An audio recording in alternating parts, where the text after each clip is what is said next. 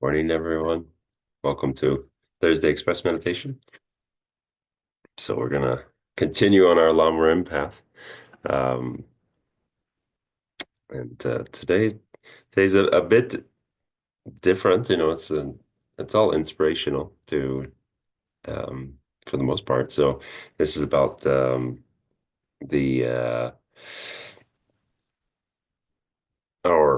our freedoms, our leisure, our endowments. Like this opportunity that we have, just being aware of it.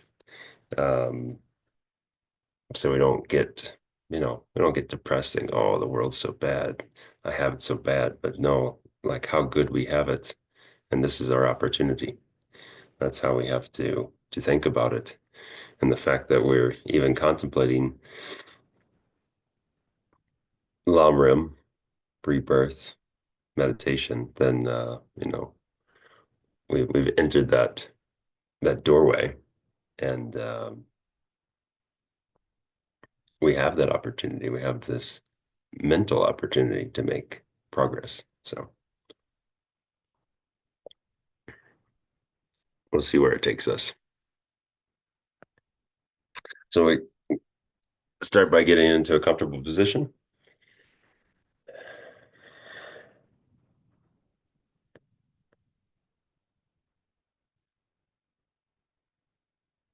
checking our posture,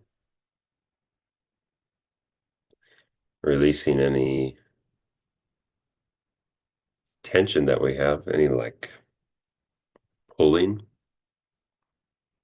I noticed today I was doing my water bowls, and I had my shoulders all kind of uptight, but I'm like, why do I have these things aren't heavy?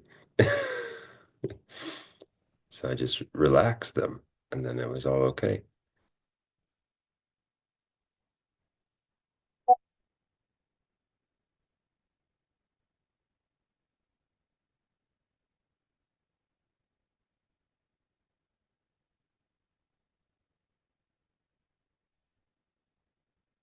We can check our spine, shoulders, neck, even the tension that we hold in our face, all our facial muscles. We can relax that.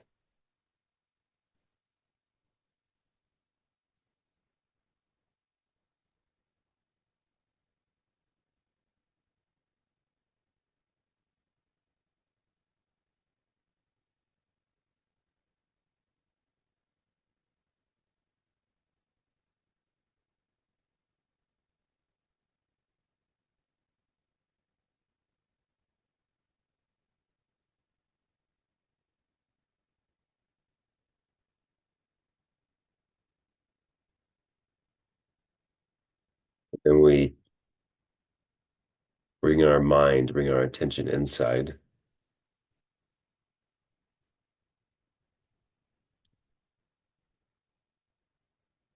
become aware of our breath.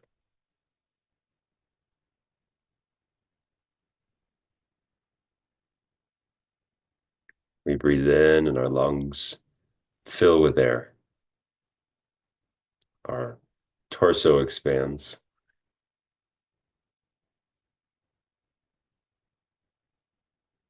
When we breathe out, there's a contraction.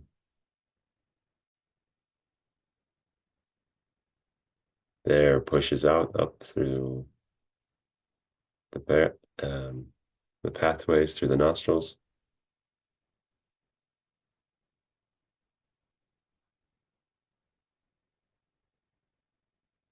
So we'll do nothing but watch our breath for 1 minute,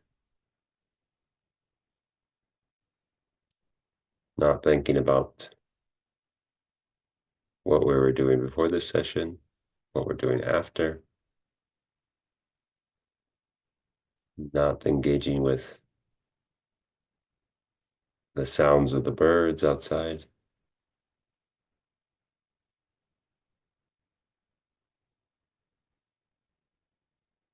just watching our breath for 1 minute, starting now.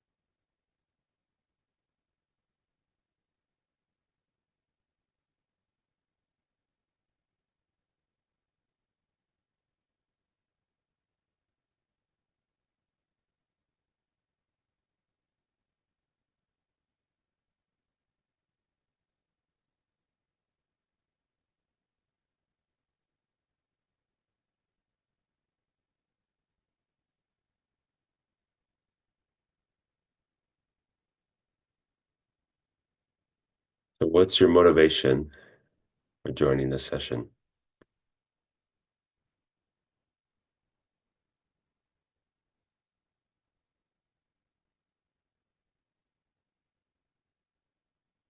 How often do you think about your motivation with daily things that you engage with?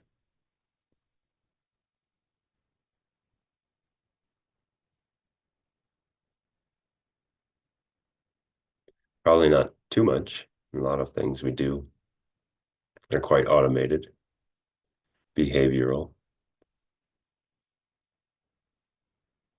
just instinct. But when we're meditating, we really become present. So we have this opportunity to set a motivation.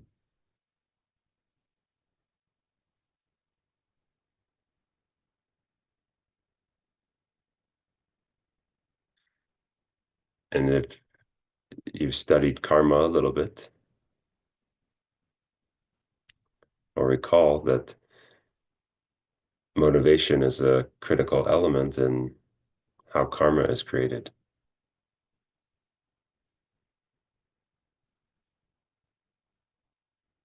So it's not just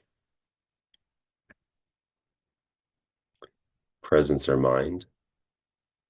It has a real solid impact on our mind stream.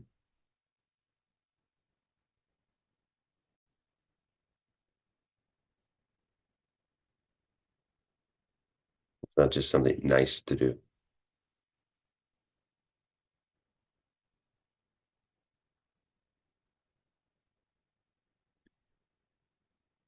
So we could be motivated by many things, motivated to become enlightened, motivated to be of a benefit to other sentient beings.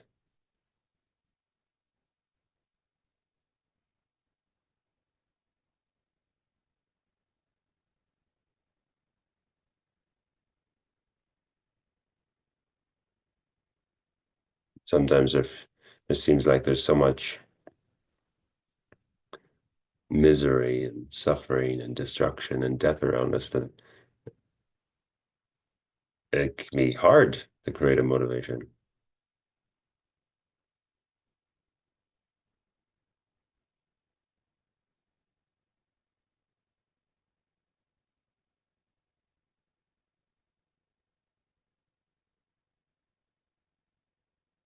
But if there's no motivation to improve the situation,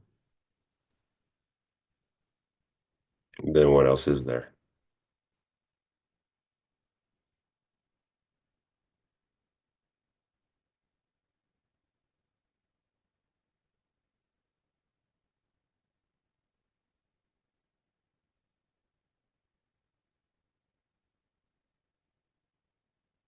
So, with whatever motivation you have in your heart today,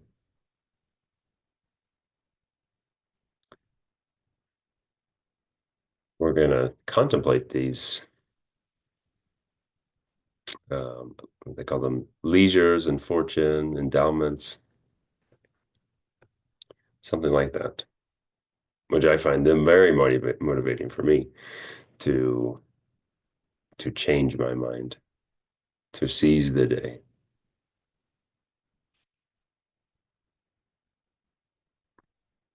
Because we've attained this life. We have met the teachings. We have met the Dharma.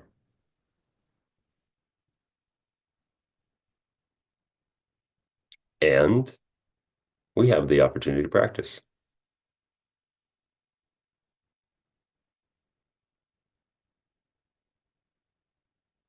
This is a rare situation.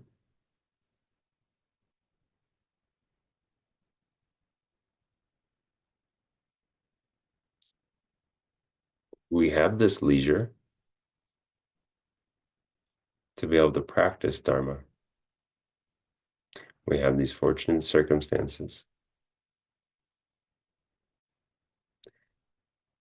And these fortunate circumstances support the practice.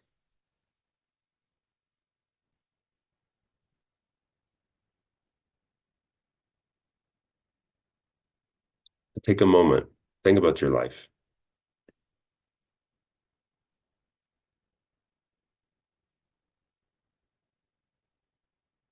Can you see this fortune that you have? You've met the Dharma. You have relative free time to practice, to meditate, to read.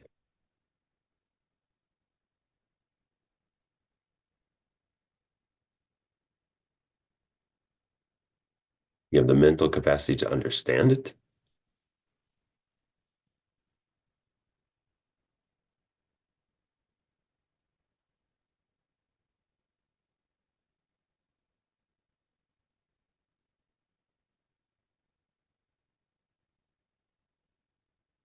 So just by recognizing this opportunity that you have, then it's possible to get the most out of life.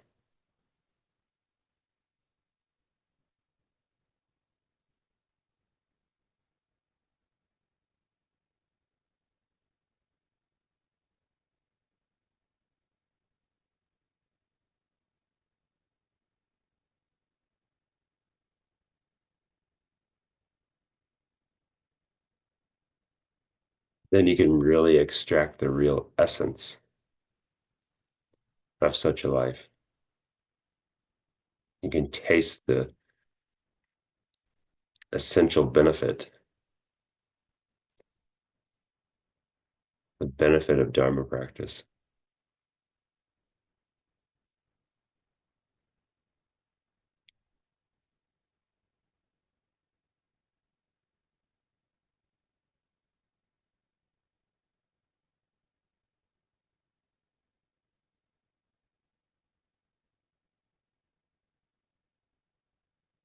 So the whole point um,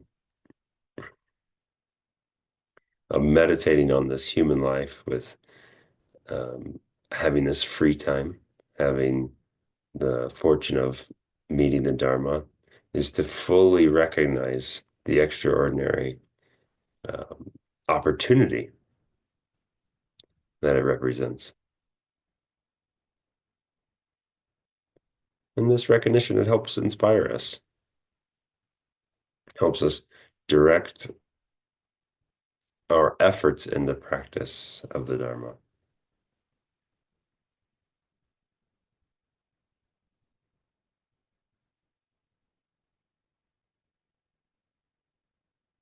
And it's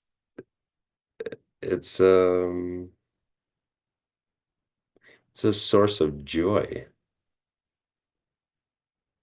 to fully realize how fortunate you are.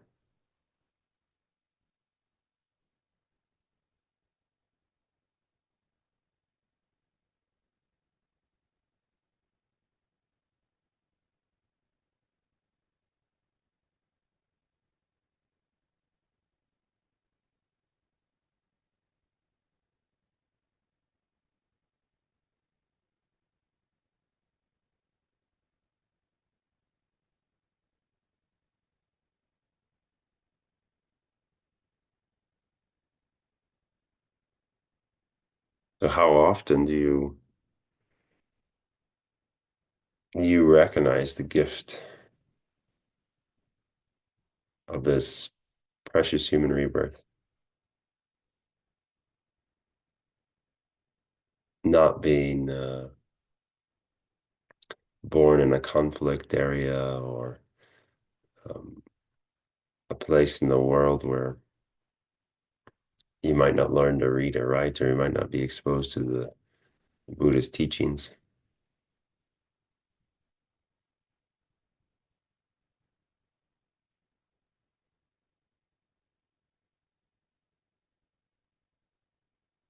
Kind of feels like got one of those winning lottery tickets.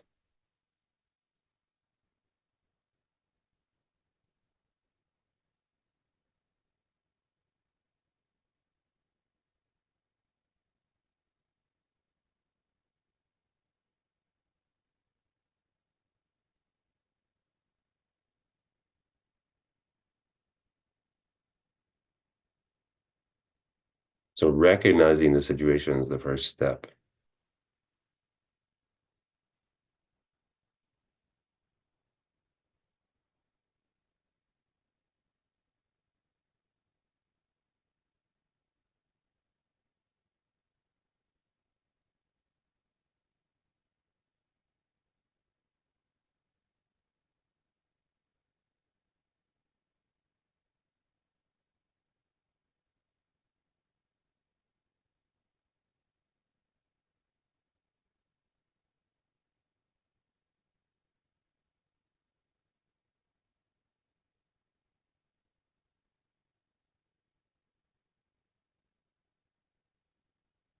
So having recognized it, then we can we can contemplate these called they call them the eight freedoms.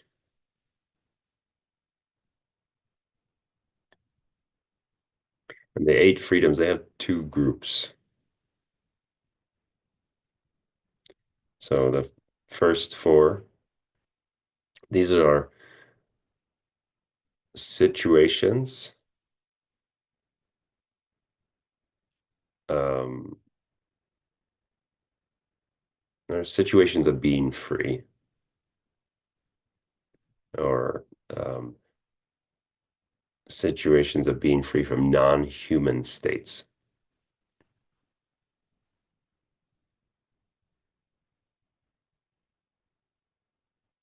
So we'll look at those. So the first one is, just being free of the state of the hell realms.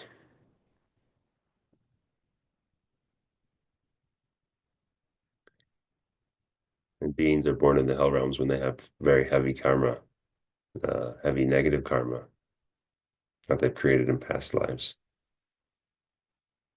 And if you're born there, you don't have an opportunity to practice Dharma because your suffering is so immense, you can't think about anything else. You can't relax, let alone meditate. And there's no opportunities there to benefit others. So it's even hard to create any positive karma or merit.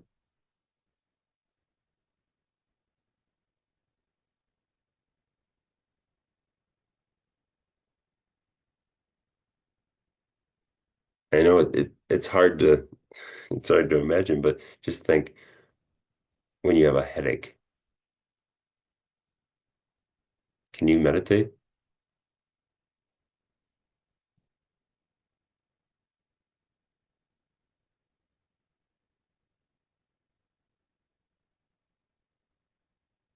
The headache's minor compared to uh, the intense suffering in the hell realms. The suffering's unimaginable.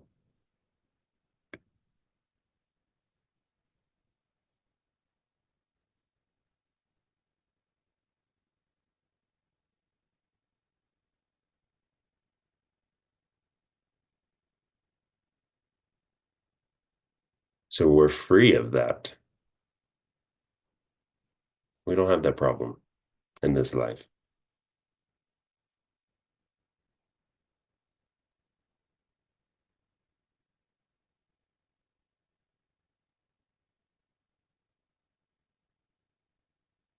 And we're also free um, from being born into like hungry spirit realms, hungry ghosts.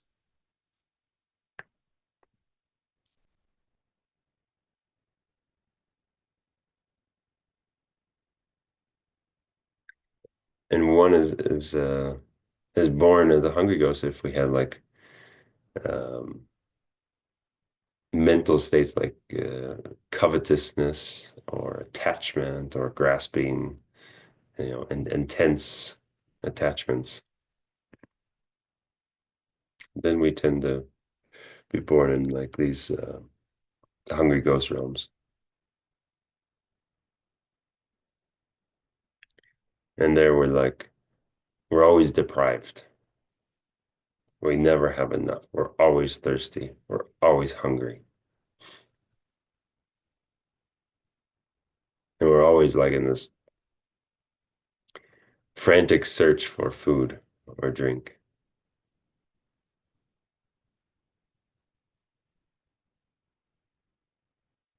So there's absolutely there's no space to think about Dharma in this state.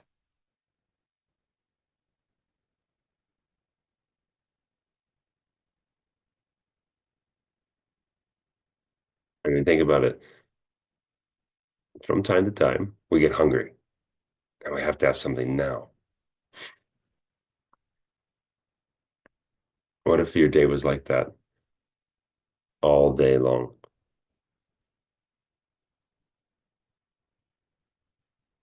all week long,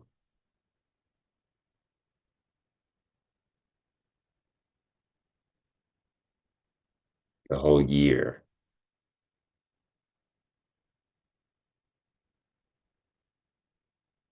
your entire lifetime, searching for food? Not just searching for food, but frantically searching for food.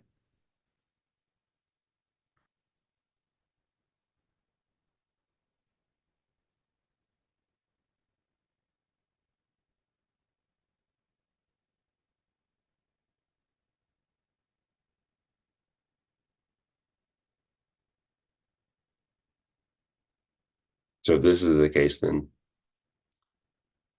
also no chance to practice Dharma, collect merit, develop one's mind, completely consumed by craving.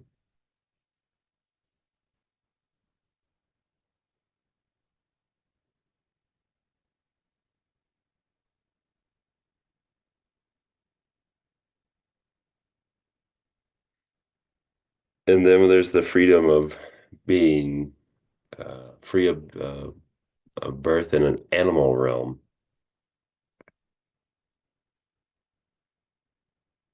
which is caused by deep ignorance in past lives,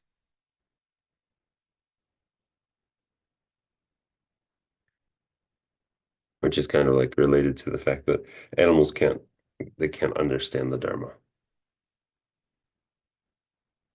And then they continue to create this negative karma by killing other animals for food.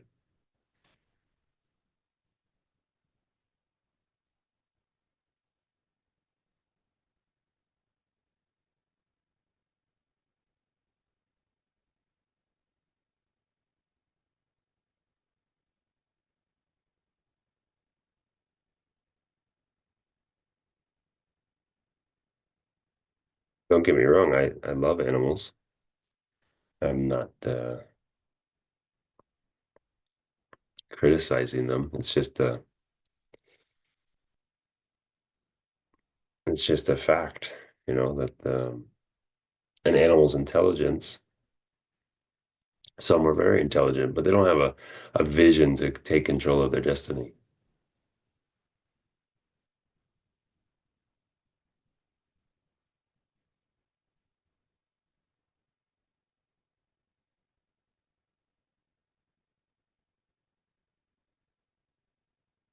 And while we can't perceive hell realms or hungry spirit realms, we can easily see that animals experience suffering and lack control of their future, of their destiny.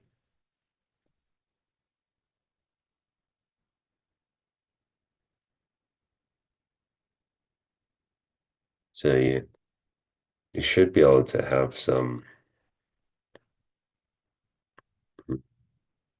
a little rejoicing that you're free of this. You're free of this limitation. You're free of this limitation of this so-called extreme ignorance.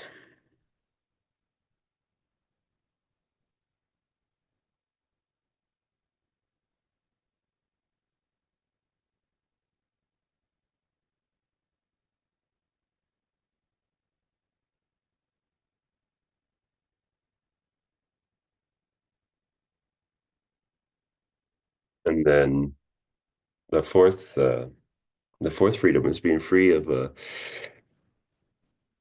birth as a long life God,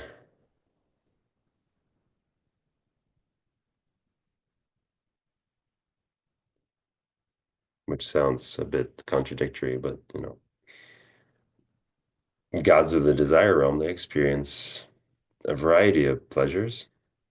They live for millions of years, um, based on their karma.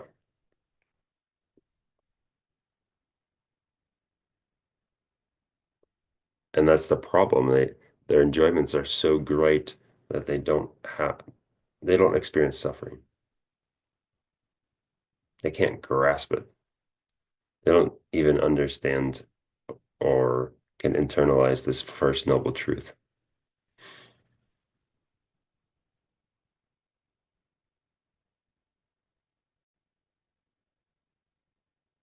So that's why in our human realm, we do have suffering. So we do get it,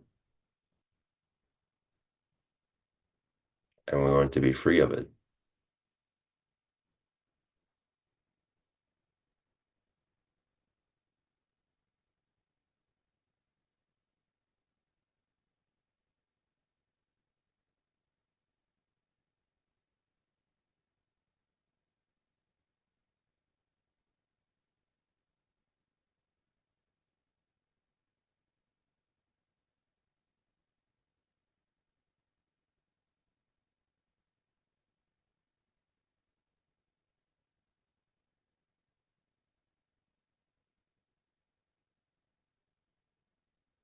So just as we set our motivation at the beginning of the meditation, we can dedicate all the merits created through the meditation, contemplating all the freedoms that we have, recognizing this unique opportunity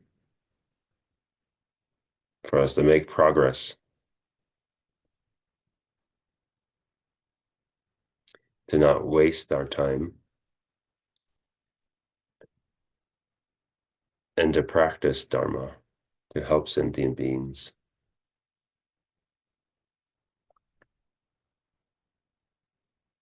so that all the suffering and the death and the misery can cease all at once and never return.